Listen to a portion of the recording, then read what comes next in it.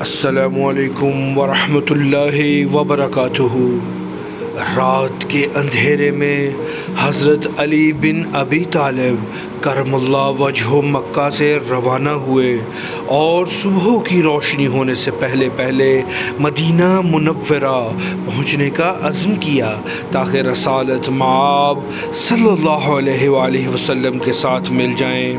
قباء میں ایک دو راتیں قیام کرنے کے دوران آپ رضی اللہ تعالیٰ عنہ نے دیکھا کوئی آدمی رات کے وقت ایک مسلمان عورت کے پاس آتا ہے۔ گھر کا دروازہ کھٹکھٹاتا ہے، عورت باہر آتی ہے تو اسے وہ کچھ دیتا ہے اور عورت وہ چیز لے لیتی ہے۔ حضرت علی رضی اللہ تعالیٰ عنہ کو اس عورت کے متعلق شک ہوا۔ اس سے پوچھا، اے خدا کی بندی، یہ آدمی کون ہے جو ہر شب تیرے گھر کے دروازے پر آ کر دستک دیتا ہے؟ تو باہر نکلتی ہے اور وہ تجھے کچھ دے کر چلا جاتا ہے۔ میں اس آدمی کو نہیں جانتا، لیکن تم تو ایک مسلمان عورت ہو۔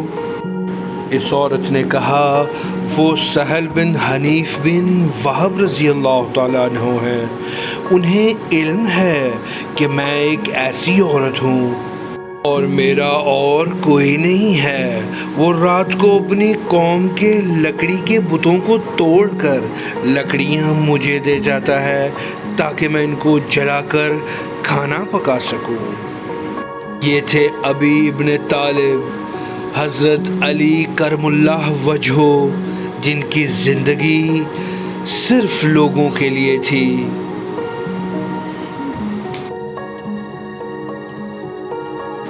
آئیں اپنی اصلاح کریں۔